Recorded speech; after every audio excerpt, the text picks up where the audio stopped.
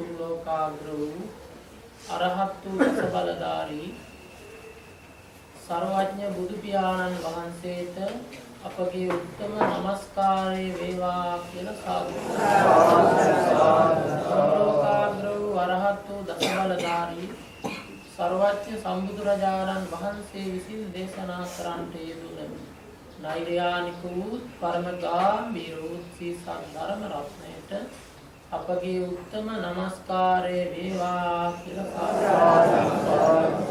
සාදුකාග්‍ර වූ අරහත් වූ දසබලධාරී සර්වඥ සම්බුදුරජාණන් වහන්සේගේ අවරස පුත්‍ර බඳු වූ අෂ්ටාර්ය පුජ්‍යල මහා සංඝරත්නයට අපගේ උත්තම නමස්කාරය වේවා කියලා මෙම විහාරස්ථානයේ විහාරාධිපති අති ගෞරවනීය සිංහත් නායක ස්වාමින් වහන්සේ ප්‍රධාන පූජ්‍යතර මහා සංඝරත්නයේ අවසරයි ශ්‍රද්ධාකාමී වාසනාවන්ත ගුණවන්ත සිංහතුනි සතර සතිපට්ඨාන භාවනා මාර්ගයේ ප්‍රගුණ කරන මේ වැඩසටහන් මාලාවේ අද දෙවන දිනයයි මේ හැමදෙනාම බොහොම ශ්‍රද්ධාවෙන් ගෞරවයෙන් භක්තියෙන් මේ සංසාර දුකින් එතර වෙලා ලබන උතුම්ම සැනසෙල්ල නිර්වාණ ධර්මයේ සාක්ෂාත් කර ගැනීම පිණිස බුදුරජාණන් වහන්සේ කායන මාර්ගය හැටියට පෙන්වූ සතර සතිපට්ඨාන භාවනා මාර්ගය තමයි දැන් අපි මේ දියුණු කරන්නට ආරම්භ කළේ. ඊයේ දිනේ පුරාවට අපි සතිපට්ඨානේ වදාළ මුල් කාරණා ටික අවබෝධ කරගන්න ධර්ම ශ්‍රවණය කළා. බුදුරජාණන් වහන්සේ මේ සතිපට්ඨාන භාවනාව දේශනා කිරීමේදීම මුලටම වදාළේ කායानुපස්සන.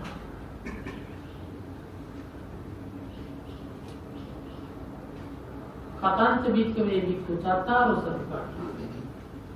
කුමක්ද මහණෙනි සතර සතිපට්ඨාන කියන්නේ කියලා ඉද භික්ඛවේ භික්ඛු මේ ශාසනයේ යම් භික්ෂුව කායේ කායानुපස්සීව වේදනාසු වේදනානුපස්සීව චිත්තේ චිත්තානුපස්සීව විහෙරති කම්මේසු ධම්මානුපස්සීව කායानुපස්සනාව වේදනානුපස්සනාව චිත්තානුපස්සනාව ධම්මානුපස්සනාව මෙන්න මේ තමයි සතර සතිපට්ඨාන.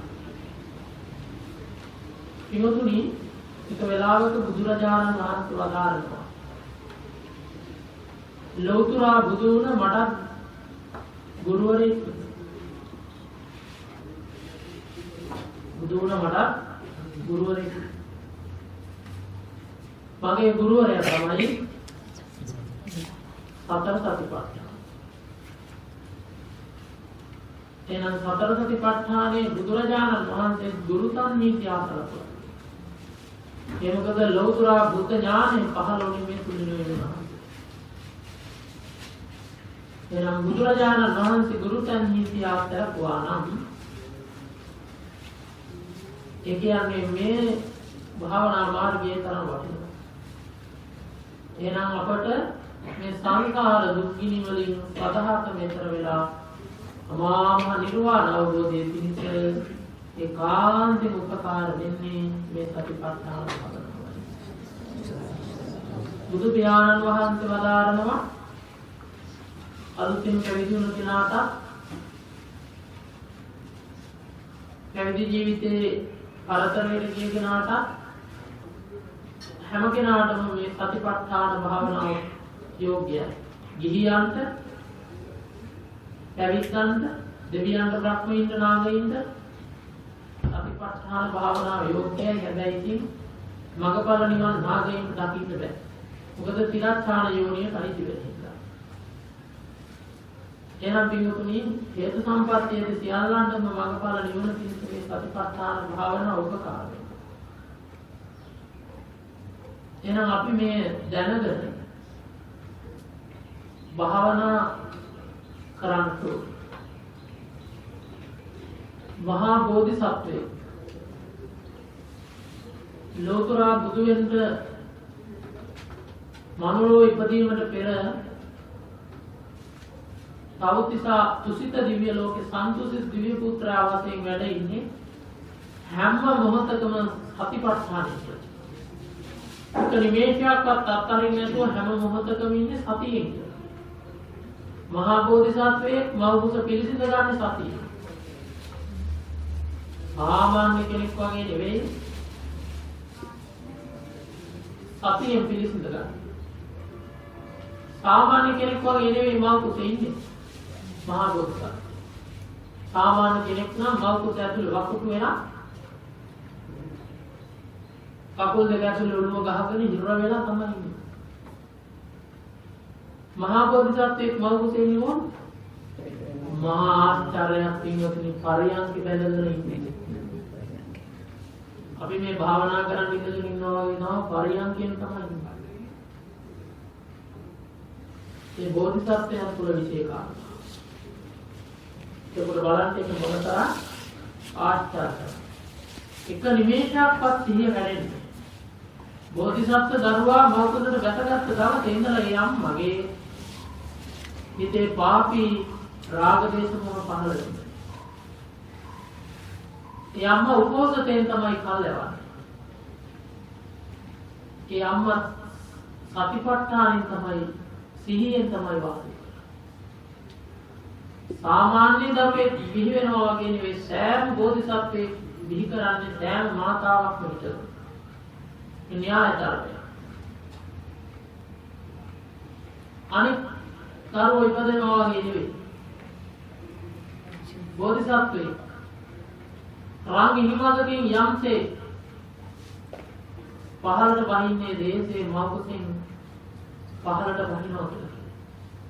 සාමාන්‍ය දරුවෙක් උපදිනකොට ඔළුව පැත්තෙන් තමයි උපදින්නේ.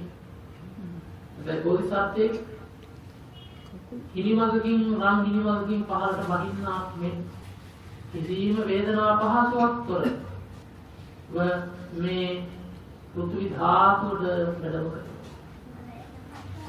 මේ මහා පොළොවට වැඩම කරනකොට මේ මහා උතුමන් වහන්සේ පිළිගන්න කවුරුත් සංවිධානය වෙලා නැහැ.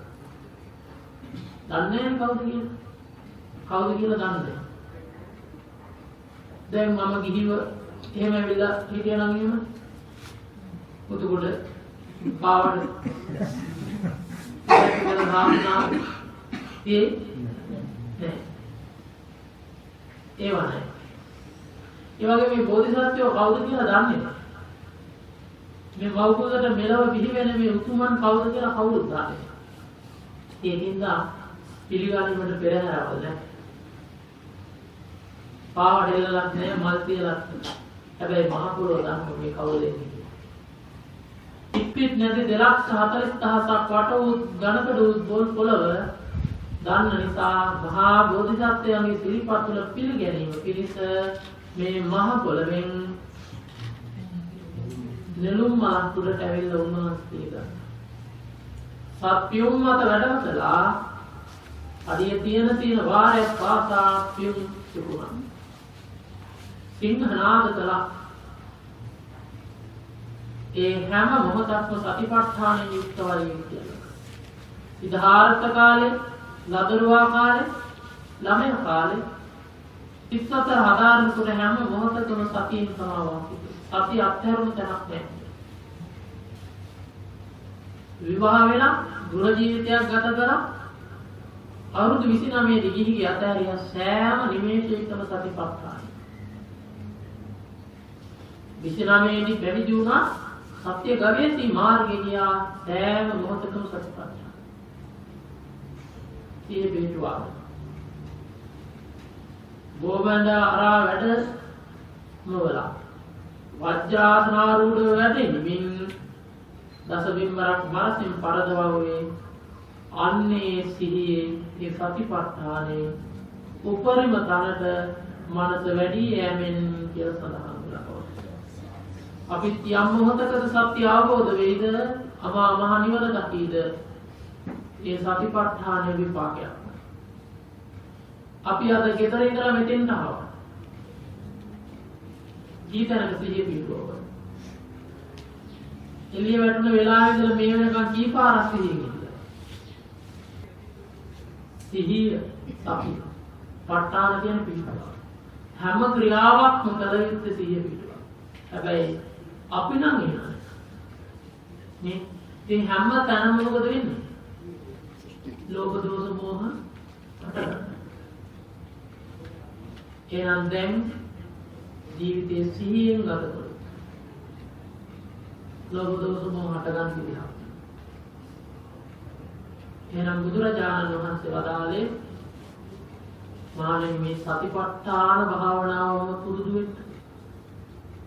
බෝධිසත්වයෝ වෙසතුරු ආත්මෙන් චුතව තෞතිසාබ තුසිත භවනේ සන්තුසිත මහා දිව්‍ය පුත්‍රයන් වහන්සේ වශයෙන් පහළ වුණ නිමේෂයේ ඉඳලා ඒන් චුතව මනුලෝකද ලෞතර බුදු භූමියට පත් වෙනකන් උන්වහන්සේගේ සිහිය පිහිටුවීමේ වැඩ පිළිවෙල.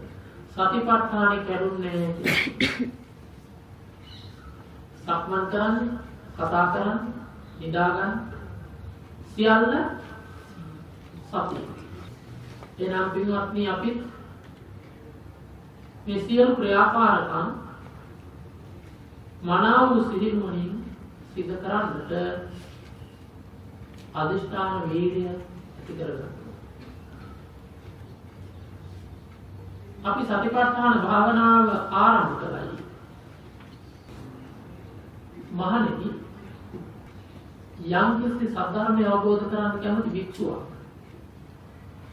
ඉද භික්ඛවේ භික්ඛු මේ ශාසනයේ යම් භික්ෂුවක් අරඤ්‍යගතෝ වා රුක්මුලගතෝ වා ශුඤ්ඤාගාරගතෝ කැලේකට වනලැබකට ගහක් වලට සුනිස්ථානයකට ගිහිල්ලා දැන් මෙතන ගන්න කිසිම හලක් නැහැ. මෙතන හලක් නැහැ. හලක් ඇති කළොත් අපි තමයි ඈත හලවත් තියෙනවා. මෙතන අපි හිතමු භාවනා කරගෙන ඉන්නකොට කවුරු හරි ඇවිල්ලා කෑ ගන්නවා. ඒත් එයාට භාවනා කරන්න ශක්තියක් තියෙනවා. සංගීත සම්දර්ශනයක් තියෙනවා කියන්නේ.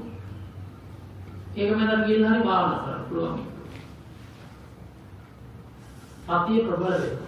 බාහිර දේවල් ඔබට කරදර කරන්නේ ඔබ ඒවා කරදරයක් වශයෙන් ගත්තොත් කරදරයක්. ඇහුණට කමන්නේ අහන්න. මතක් වුණාට කමන්නේ මතක් කරන්න යන්න. මේ මොහොතේම සිටදී වාසය කරන්න. එතකොට ඔය කැලේකට ගහක් වලකට ශූන්‍ය ස්ථානයකට ශූන්‍ය නිවසකට ශූන්‍ය තැනකට ගිහිල්ලා පරියන්ක බැඳ වාඩි වෙන්න. අද පරියන්කෙන් හරි බද පරියන්කෙන් හරි වාඩි වෙන්න. වාඩි වෙලා උඩුකය කෙලින් තියාගෙන අංශ 90කට පවන උඩුකය කෙලින් තියාගෙන වාඩි වෙන්න. වාඩි වෙලා උජුං කායම් පරිදාය පරිමුඛං සති මනාව සිහිය උපදවාගෙන සිහිය පිහිටුවා ගන්න කියලා. නාසිකාග්‍ර කෙළවරේ සිහිය පිහිටුවලා සිහි ඇතුවම හුස්ම ඉහළ ගන්න සිහි ඇතුවම හෙලා සිහි ඇතුවම ආශ්වාස කරමින් සිහි ඇතුවම ප්‍රාශ්වාස ආසද ප්‍රාශ්වාස අවධානයෙන් ඉන්නවා. ඊළඟට උන්වහන්සේ වදාරනවා දීඝං වාස ආශ්වාසය දීර්ඝ වේලය. එතකොට දීර්ඝ බව දැනගන්න නිසා කෙටියෙන් හුස්ම වැටෙනවා කෙටි බව දැනගන්න. ඊළඟට දීර්ඝ හුස්ම ගන්න ඊළඟට රසං ආපස්සන්තු අසසීසා අසතාමින් පජානාති තස්තාම කෙටියෙන් ආස්වාද ප්‍රාස තිර පහල යනකොට කෙටි ආස්වාද ප්‍රාස්වාස දකින්න. එහෙමත් ඉන්නකොට ඊළඟට අසංවය කාය සංකාරාන්ත ස්ථානයි. කාය සංකාරය සංසිඳුණා සියුම්මට හුස්ම එනවා. සියුම්මට වැටෙනකොට සංසිඳුණා කියලා හිතන්න. තර දිග හුස්ම කෙටි හුස්ම සංසිඳන හුස්ම දකිමින් භාවනා කරනවා. ඊළඟට වෙනවා සබ්බකාය පට සංවේදී සියලුම හුස්ම කාය දනිමින්ම ආස්වාස කරනවා. සියලු හුස්ම කාය දනිමින්ම ප්‍රාශ්වාස කරනවා. සියලු හුස්ම කාය කියන්නේ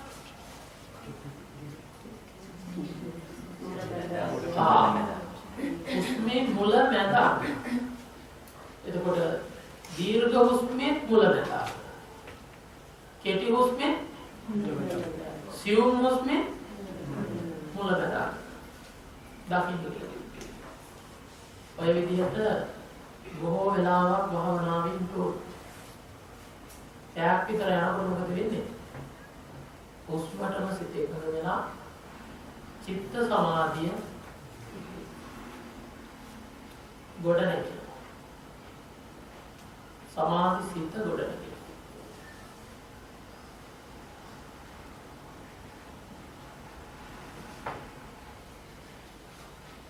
ඊළඟට බුදුරජාණන් වහන්සේ හොඳට ආස්වාස ප්‍රාස්වාස තුළ සිහිය පිහිටුවමින් භාවනා කළා. සමාධි බලය ඉපදුනාන් පස්සේ ඊළඟට උන්වහන්සේ පෙන්වන්නේ ඒ ආස්වාදයෙන් විදර්ශනාවට හරවන. ඒ දෙවනුව වෙලක්. ඊට පෙර මේ කියන තැනට හොඳට සිහිය සතිය සමාධිය ප්‍රඥාව වඩන්න. දැන් මේ අතන්ට ඊයේ දවසේ උතෙන් දෙනකම් අපි කියලා දුන්නා. මතකද? ගෙදර ගිහිල්ලා භාවනා කරන්න කියලා කිව්වා. කලාද? කරපු කට්ටිය අතෝසුම් බලන්න. ටිකක් වෙලෙන්න මම බලන්න. හොඳයි. නොකරපු කට්ටිය අතෝසන්න බලන්න. ඊයේ ඇවිල්ලා ගෙදර ගිහලා ගලේ නැහැ.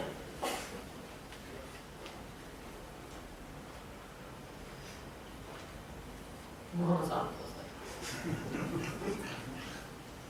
ඊයේ ආපුණති අද අපකට විතර කතා වුණා අද තිනියා. හොඳයි. අද දිනේ පිරිසක් ඉන්නවා. දැන් එතකොට මේ ආනාපාන සතිය හරි ලේසියෙන් කරන්නේ නේ. ඇයි? හුස්ම හැම කෙනාම ළඟ තියෙනවා. මෙතනින් ඔක්කොම හුස්ම ගන්නවනේ. නේද? හුස්ම හෙලනවා. ඒකින්ද හරි ලේසි වැඩක්. ඒක નિરાයාසයෙන් සිද්ධ වෙන්නේ. ඒ નિરાයාසයෙන් වැටෙන හුස්ම අඳුරන්නයි. අපි යනවා පෙරහැර බලන්න. එතකොට පෙරහැර ළඟ වෙනවා. පෙරහැර බලන්න ගිහිල්ලා අපි පන්දමක්වත් ඇරලගෙන පෙරහැරත් එක්ක යනවා. පොඩියක් අත්දැකලා. නැත්නම් නිකන් හරි යනවා පෙරහැරත්. පෙරහැර බලන්න පුළුවන්ද?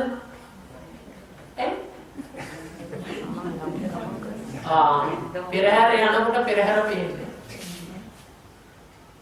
පෙරහැර බලන්න එක තැනක ඉන්න ඕනේ. එතන ඉඳපුවම එතනින් පෙරහැර යනවා. ආන්ගේ වගේ ආනාපාන සතිය වඩන්න ගිහිල්ලා හුස්ම පස්සේ ගිහිල්ලා බෑ. දැන් සමහරු මෙතනින් පටන් ගත්තාම හුස්මත් එක්ක හිත යවනවා උඩට. ආය හුස්මත් එක්ක පහළට එනවා. එතකොට ඉතින් පෙරහැර පේන්නේ නැහැ වගේ හුස්ම හරියට තේරෙන්නේ. එහෙනම් උන්වහන්සේ එහෙම නෙවෙයි කිව්වේ මොකද්ද? අනිදාය පරිමුඛං සතින් උපට්ඨති. ප්‍රමුඛව නාසිකාග්‍රේ කෙළවරේ සිහිය පිහිටුවා. ඒ තුල සතිය උපදවා එක තැනකට වෙලා ඉන්න මෙතන විතරයි ඉන්නේ. මෙතනින් උඩට යන හුස්ම මෙතන ඉඳලා අඳුරනවා පහළට මේකත් අඳුරනවා. දැන් ගෙදෙට්ට එනවා හොරෙක්. ඔය වර අල්ලගන්න ලේසිම තැන උඩ. දොර වහලා ගෙදෙට්ට ආවට පස්සේ හිමීට දොර වහලා ගේ ඇතුළේ අල්ලගන්න. එහෙම. පුළුවන්ද? බෑ. එයා දුවලා තියෙනවා එයා දුවනකොට අපිත් පන්නනවා නේ. පන්නනකොට අහු වෙනවා මේ කියාට ගහනකොට ටීවී එකෙත් දෙකක් තිබුණා. නේ. එයාත් මොකද කරන්නේ? බේරෙන්න ඕනේ නේද? එයාත් උත්සලා අපිට තියෙන වයින් දමලා ගන්න. අපිත් ගන්න. නේ. අන්තිමේදී හොරාල්ල ගන්න කියලා ගේ දින බඩ මුට්ටු ඔක්කොම කඩා ගන්න. එහෙනම් ලේසි මේක තමයි. ගෙට ඇතුළට දොර ළඟ තියෙන බෙල්ලෙම අල්ලගන්න. ඇතුල් වෙනතකින් මල්ල ගත්තා නම් ඉතින් ආමි වගේ හුස්ම ඇතුළට ගිහිල්ලා හොයන්න අවශ්‍යතාවය ගන්න. ඇතුල් වෙනකොටම ඔතනින් මල්ල ගන්න. කොතනින්ද ඇතුල් වෙන්නේ? එක්කෙනෙක් කියනවා එයා භාවනා කරගෙන යනවලු එක්කෙනෙක් උපදෙස් දුන්නලු කරගෙන යනකොට ටිකක් වෙලා යනකොට ඥාන උපදිනවා තුන්වෙනි හැපාල වෙනවා. කොහෙද පාලෙන් තුන්වෙනි? මෙතන අර ඉස්සරගේ තියෙන මෙතන තුන්වෙනි හැදෙන්නේ මෙතන. මේ ආසෙත් දා පාලෙන් තුන්වෙනි හැපාල වෙනවා කියලා. එයා අන්තිමේදී මොකද ගන්නේ? එක පහලකට මෙතනින් ගත්ත හුස්ම මෙතනින් ගන්නවා. විකාරනේ. ඔව්. දැන් ඉතින් එහෙමත් කරනවා. ඒගොල්ලෝ කියනවා යාර භාවනා කරගෙන යනකොට යාට දැනෙනකොට මෙතන හුස්ම ගන්නවා කියලා. ඒ නෑ මෙතනින් ගන්න එක යා මවාගෙන. ඒවා මවාගෙන. ඉතින් ඒක නිසා මේ හුස්ම අරමුණේ ඉඳයි. බුදු පියාණන් වහන්සේ වදාරනවා මේ ආනාපාන සතිය මුදින් ප්‍රගුණ කරගත්තොත් ඒ සමාධිය මුදින් වඩාගත්තොත් එයාට එතනින් ඉදිරියට යන්න හරිය ලේසියි. මහා කප්පින මහරහතන් වහන්සේ භාවනාවේ ඉන්නවා දැකලා බුදුරජාණන් වහන්සේ භික්ෂුන්ගෙන් අහනවා මානිනිය අර මහා කප්පින ආශ්පුතුන් මහා කප්පින භික්ෂුව යගේ සෙලවීමක් සසල වීමක් කියන ඔබලා දකින්නවද කියලා අහනවා භාවනා කරනවා. අනේ නෑ ස්වාමීනි උන්වහන්සේ සංඝයා මැද හිටියත් තනිව වාසය කළා. උන්වහන්සේගේ ශරීරයේ සෙලවීම සසල වීමක් අපි දකින්නේ. මෙයා භාවනා කරනකොට කැමරාව මෙයාලට අල්ලනවා. දඟලන දැකලා ඉන්නවා. වෙයි ටික කැලුවා ඒ බලා ගන්න පුළුවන්ද? කවුද දැඟලුවේ කවුද නින්ද ගියේ? කාගේද බෙල්ල කඩා වැටිලා තිබ්බේ? හොඳට පුළුවන් බලා ගන්න. අන්න. එතකොට බුදු පියාණන් වහන්සේ වදාරනවා මේ මහා කප්පීන භික්ෂුව ගෙයගේ සෙලවීමක් සතර වීමක් දකින්න නැති යම් සමාධියක් වඩන ලද්දේද යම් සමාධියක් මනාව ප්‍රගුණ කරන ලද්දේද ආන්ගේ සමාධිය නිසායි කියලා. කවර සමාධියද? ඒ සමාධිය ආනාපාන සති සමාධියයි කියලා. එන ආනාපාන සති සමාධිය හොඳින් වඩා ගත්තට පස්සේ ඒ කෙනාට අතපය හොලවන්න අවශ්‍යයි. මහා කප්පීන මහරහතන් වහන්සේ වික්කුණීන්ට අවවාද දෙන අවස්ථාවක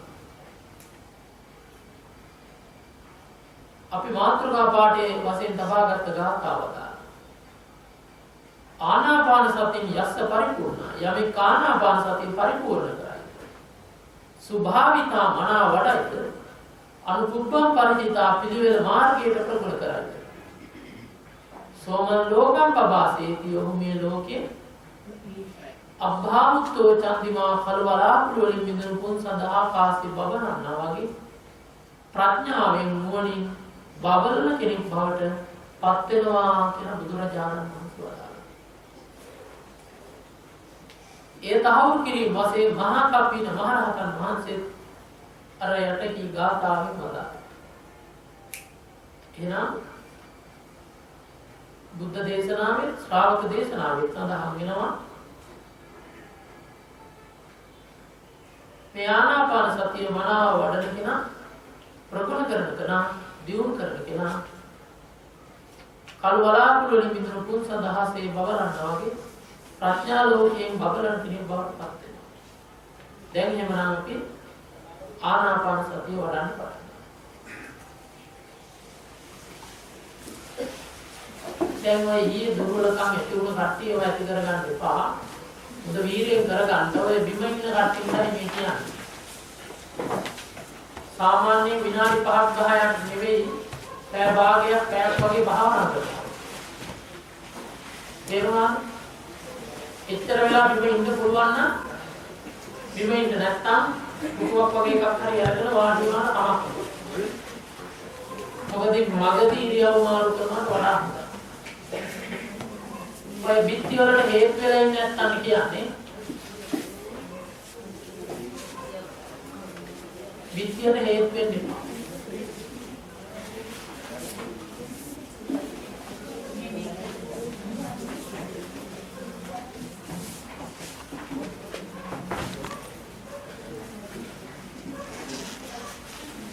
දැන් හුස්මට අවධානය යොමු කරන හුස්මේ දිග කෙටි සංසිඳීම් ස්වභාවය අඳුනන්නේ. දැන් අදාපු කට්ටියට තේරුණාද? අර මම විස්තර කළා දීප්තිය තේරුණාද?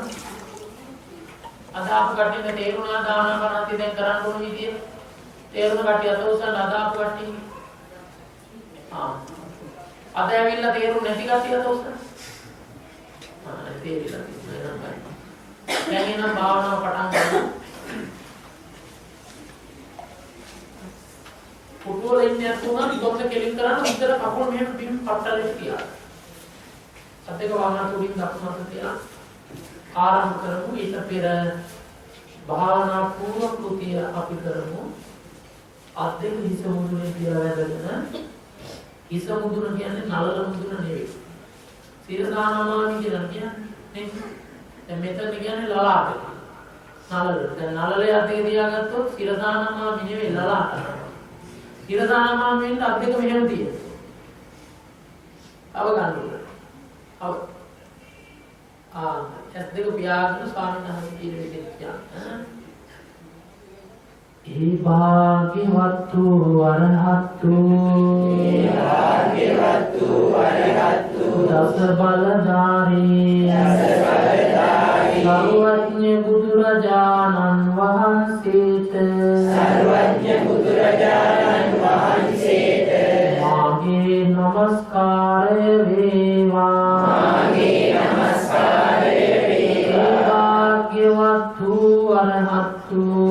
භාග්‍යවත්තු අරහත්තු දස බලධාරී සර්වඥ බුදුරජාණන් වහන්සේ විසින්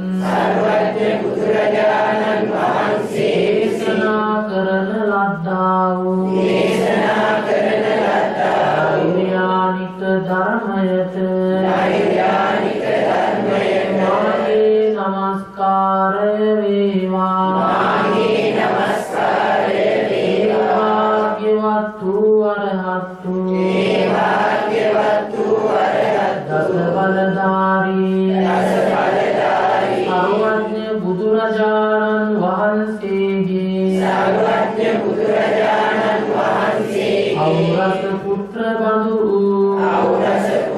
අසුරාරි පුජ්‍යල මහා සංඝ රත්නයත මාගේ නමස්කාරය වේවා. අනවරාග්‍ර වූ සංසාරේ බුදු මහරහතන් වහන්සේලා ඇතුළු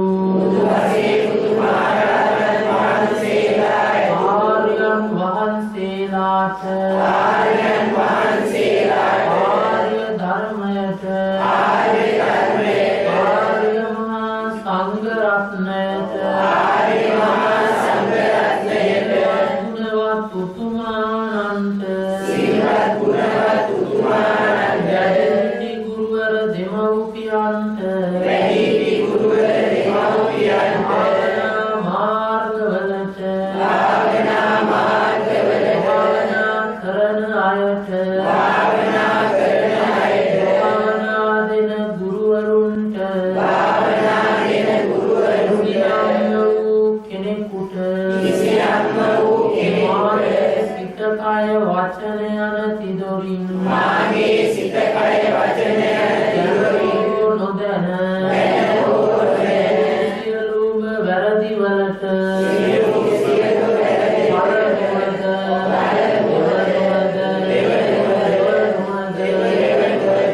සමාවල බේවා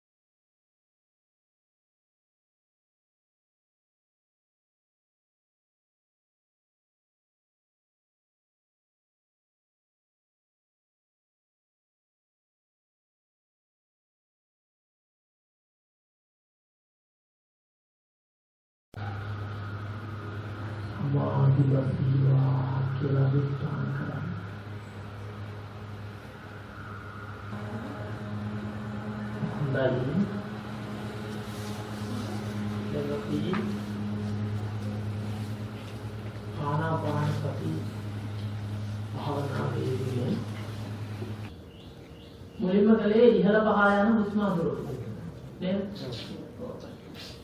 ඒ හුස්ම අඳුරන යන හුස්මේ දීර්ඝ බව තේරුණාද? තේරුණාද? කෙටි බව තේරුණා. සියුම්මට වැටෙන බව තේරුණා. ඒක සියුම්මට ගිහින් හුස්ම අඩුම මට්ටමකට ආවද? දැන් මේ හුස්ම යනවා නෑ. ඒ තරම් අඩුයි. හැබැයි ඒක යනවා. ඒ තරමට අඩුයිනේ. ඒ වෙනකොට තමන්ගේ හොඳ සැපයක් දැනෙනවා. මෙහෙම කය දැනෙන්නේ නෑ. කය දැනෙන්නේ නෑ, අත් දෙක තියෙනවා දැනෙන්නේ නෑ, කකුල් දෙක තියෙනවා දැනෙන්නේ නෑ, ඇඟ දැනෙන්නේ නැති සහැල්ලුවක් තිබ්බද? සිතේ එකඟ බවක් තිබ්බා නේ? දැන් හුස්මෙන් ඔය මට්ටමට තමයි එන්නේ. දැන් ඊට පස්සේ තියෙන්නේ මොකද්ද? ආනාපාන සති සමාධිය දැන් වඩන්න. දැන් ආනාපාන සතියෙන් ඔය මට්ටමට ආවට පස්සේ ආයෙ ඔය හුස්ම දිහා බලාගෙන ඉන්නකොට ඒ සමාධියට යනවා. ඉතින් දැන් ඒ සමාධිය හැදෙන්නට පස්සේ දැන් සමාධිය වඩන්න තියෙනවා. දැන් සමාධිය ඇති වුණායින් පස්සේ තදින් තවත් හුස්මටම අවධානය ප්‍රකටව යොමු කරනවා. එතකොට දැන් සමාධි මට්ටම හැදුණානේ තමන් කරන්නේ. දැන් ඊට පස්සේ තියෙන්නේ සමාධිය කියන එක සමාලගේ ඇති වුණ බව වටහුණාට පස්සේ සමාධිය ගැන සිහි කරනවා.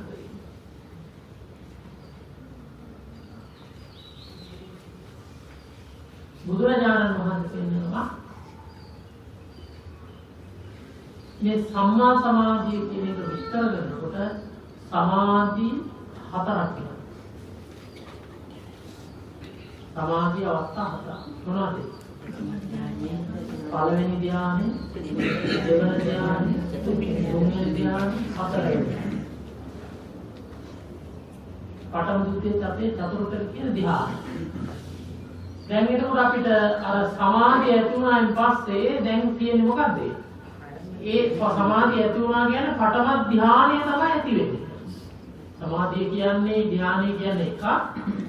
එතකොට සමාධියේ පළවෙනි එක මට්ටම පඨම ධ්‍යානය. ඊට වඩා වැඩි අවස්ථා දුතියක්. ආගෙම තමයි උඩට යන්නේ. ඊට පෙර මේ සමාධි කියන කාරණේ අපි ගමු. මොකද්ද සමාධිය? ආරම්මණං චිත්තං තපේති इति සමාධි. අර සමාධිය කියන වචනේ අර්ථකථනය කළා තියෙන්නේ.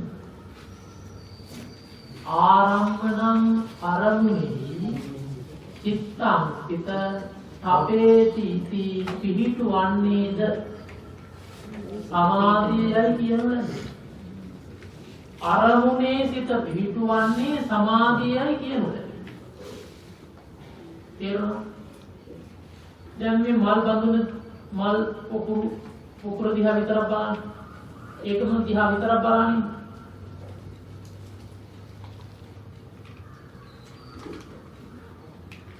මොකක්ද? මේක දිහා විතරක් බලාගෙන ඉන්නකොට ඒ ඇති වෙන්නේ මොකද්ද? සමාධිය. අන්න අරමුණේ සිත පිහිටවීම තමයි සමාධිය.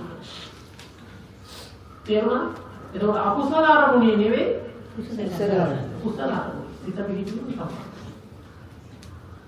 එතකොට මොකක්ද අරමුණ වශයෙන් ගත්තේ? එහෙනම් හුස්ම අරමුණේ මාකණ්ඩව සිත පිහිටවීම තමයි. දැන් හුස්ම පාදක කරගෙන විතරක් නෙවෙයි සමාධිය වඩන්න පුළුවන්. සමාධිය වඩන්න පුළුවන් භාවනා කීයක් තියෙනවද? 40ක්. ඒවට කියනවා සම 40 කර්මස්ථාන. මොනවද? දස කපින, දස අසුර, දස අනුස්සති, බ්‍රහ්ම විහාර භාවනා 4යි, අරූප භාවනා 4යි, චතු ධාතු වරක්ඛාන මනදිකාරයයි අනිවාර්ය. ආර පටික්කුල කොහොමද භාවනා 40ම පුළුවන් සමාධිය. ඒකෝර මේ භාවනා 40ෙම මොකක් වඩනවා කියලා කියන්නේ හිතට අරමුණක් ගන්න එකනේ. මේ ගන්න අරමුණේ හිත තදින් ස්ථීරව නොසෙල්ලෙන ආකාරයට පිළිපීම තමයි. දැන් අරමුණේ පිළිපීම තමයි සමාධිය. දැන් අනුස්සති භාවනාවක් තමයි ආනාපාන. අනුස්සති 10ක් තියෙනවා. මොනවද? බුද්ධානුස්සති, ධම්මානුස්සති, සංඝානුස්සති, සීලානුස්සති, යාගානුස්සති, දේවතානුස්සති, මරණානුස්සති, උපසමානුස්සති, ඊට පස්සේ මෙත්තානුස්සති, ඒකයි දෙන ප්‍රශ්න කරනවා. ආනාපාන කායගත ආනාපාන ඔන්න 10ට කියනවා මොනවද? දස අනුස්සති. එතකොට ඔය දස අනුස්සති 10 එක අනුස්සතියක් තමයි ආනාපාන. ඒතකොට ඒ තමයි සතිපට්ඨානේ මුල. ඒතකොට ඒ ආනාපාන අරමුණේ සිට පිහිටවීම සමාධිය. මෙතන බුද්ධානුස්සතිය ගත්තොත් බුදු ගුණ වශයෙන් ගන්න අරමුණේ සිට පිහිටවීම. ඒ විදිහට තියෙනවා. ඒක තවත් එක ගැඹුරින් කියන දැන් කසින භාවනාව. දස කසින තියෙනවා, පඨවි කසින, ආපෝ කසින, තේජෝ කසින, වායෝ කසින, නීල කසින, කසින, පීත කසින, ලෝහිත කසින, ඕදාස කසින, ආලෝක කසින, ආකාස. දැන් පඨවි යාරණු කරලා ඒ පඨවි දිහා බලාගෙන ඒ කියන්නේ පඨවි මණ්ඩලයක් හදාගෙන ඒක වේග තැනකට අරගෙන ගිහලා ලෑල්ල හරේ රොටියක් වගේ පස්ස හදාගෙන ඒක දිහා බලන පටේ කියලා කෝටි ගාන මෙනෙහි කරනවා. එතකොට ඇස් දෙක පියවිලා අර පෙනෙන රූපේ මනසට පේන්න පටන් ගන්නවා. අන්න එතකොට ඒත් සමාධිය. ඒ පටවි කසින. ඒවා ටිකක් අමාරු වෙනවා. ඔය ගෘහ බන්ධනේ ඉන්න කෙනෙකුට ටිකක් අමාරුයි. ඉතින් ඔය ඒත් කසින භාවනා 10 අසුභ භාවනා 10ක්. ඒ අනුස්සති භාවනා 10 එකක් තමයි ආනාපාන. තථාගතයන් වහන්සේ පෙන්වන්නේ මහණෙනි සමාධි උපදවන්න ලේසිම ආනාපාන. ලේසිම ආනාපාන. අනික අර ඇස් දෙක අරගෙන එක දිහා බලන ඉන්නකොට ඇහැට වෙනසක්. කඳුළු බලනවා. මේකෙන් කිසි වෙනසක් නෑ. ඒ සුවසනේ තමයි ළඟ තියෙනවා. එන සිහිය විතරයි. අනික ලෝතුරා බුදුරජාණන් වහන්සේ බුදු වෙන්න වැඩි ආනාපාන. මෛත්‍රිය වැඩි වෙන්නේ. දසකසින වැඩි වෙන්නේ. දසාසුභ වැඩි වෙන්නේ. බුද්ධානුස්සති ධම්මානුස්සති වැඩි වෙන්නේ. එහෙනම් බුද්ධ රාජ්‍යයට පත් වූ ආනාපාන සතිය. අපට නිවන් දකින්න ඒකයි උන්වහන්සේ සතිපට්ඨානෙ මුලින්ම ආනාපාන සතිය වදාළා. තේරුණා? අනේ නම් මේ ලෝකෙට ආනාපාන සතියට පුළුවන් බුදු කෙනෙක් පාන. එහෙනම් රහත් වෙනවා කියන එක අය ඇති දෙන්නේ නේ? එහෙනම් ඔය භාවනා කරන බලගතු භාවනාව තමයි අන්තිමට බලගතුයි. ඒක ඔය 40 මෙත්තා කරුණා මුද්දා උපේක්ඛා කියන බ්‍රහ්ම විහාර භාවනා ආකාසඤ්ඤාස විඥාන චරාකින් සංයෝජන සංඥාකරණය දෙත්තේ අරූප භාවනා ධාතු මනසිකාරය ළඟට ආහාර පරිපූර්ණ මේ ඕනම එකකින් සිත සමාධිගත කරන්න. හැබැයි ලේසි මහා පහසුම ඉක්මනින්ම සමාධිය කරා යැයි ආනාපාන. දෙන්නේ විවේකේ වාඩිව හුස්ම දිහා බලන්න. तो හුස්ම අරමුණේ හිත පිහිටුවීමට කියනවා මොකද්ද? සමාධිය. ඒතකොට හුස්ම අරමුණේ ටිකක් හිත පිහිටුවීමට කියනවා කණික සමාධිය. ඒක සමාධි මට්ටම් දින හතර. පළවෙනි එක ගන්න කණික සමාධිය. දෙවෙනි එක बोलते हरिकार होता है हरिकार तुमने नहीं उपचार समाज खबर अर्पणा यार बोलना खाने का परिकार में उपचार अर्पणा खाने का समाज क्या දැන් සමාධිය කියන එක ඉස්සලා අඳුර ගන්න අවස්ථා චිත්ත චෛතසික දෙදෙනාගේ ඇති එකඟ බවට සමාධිය කියනවා. ඒ චිත්ත චෛතසික දෙක එකඟ වෙන්නේ මොකේද? අරමුණ. තේරුණා? අරමුණ. කුමන හෝ අරමුණක් පාදක කරගෙන තමයි චිත්ත චෛතසික උපදින්නේ එකඟ වෙන්නේ. එක්ක සිතම ආරම්භ කරගෙන හරි උපදින. සිත ආරම්භ කිරීම වශයෙන්ම සිත උපදින්න පුළුවන්. ඒවා ගැඹුරු නෑ. ඒවා චිත්තානුපස්සනාවේ දිගට ගන්න පුළුවන්. ආංගායන වස්තන්නේ නේ. එතකොට චිත්තය කියන්නේ විඥානය. චෛතසික කියන්නේ හිතුවිලි. ඒතර මේ හිතුවිලි සහ සිත කියන මේ කාරණා දෙකේ එකඟ භාවයට කියනවා සමාධිය. එතකොට මේ චිත්තචෛතසික දෙක එකඟ වෙන්නේ මොකේද? අරමුණ. එතකොට ආනාපාන අරමුණ නම් අනානාපාන අරමුණ. එතකොට ඒ චිත්තචෛතසික දෙක ඊටාව ලදරු වශයෙන් නොතියුණු අවස්ථාවේදී එකඟ වෙන එකඟ බවට කියනවා කණික සමාධිය. මොහොතක් විතර ක්ෂණික සමාධිය කියන්නේ. මේව කරනකොට ඇති වුණා නැති වුණා. දැන් සමහර කට්ටිය කියන්නේ සමාධියද කියා ආයෙත් නැතුණා කියන්නේ නේ? ඔව් සමාධියද ගියා කහිනකොට සමාධිය. අන්න කණික සමාධිය. හරි ඊළඟ එක පරිකාරමය සමාධිය. කණික සමාධියට වඩා සමාධි කර්මය ටිකක් බලවත්. ඒක කියනවා පරිකාරම සමාධිය. අර ශනිකව ඇති වෙලා නැති වෙන්නේ ඇති වුණ එක තව ටිකක් වෙලා තියෙනවා. පරිකාරම. ඊළඟට උපචාර සමාධිය. දෙවන තන හැසිරෙන සමාධි උපචාර සමාධිය. දෙවන තන කියන්නේ පළවෙනි තැන සමාධිය නෙවෙයි දෙවෙනි තැන. හරියට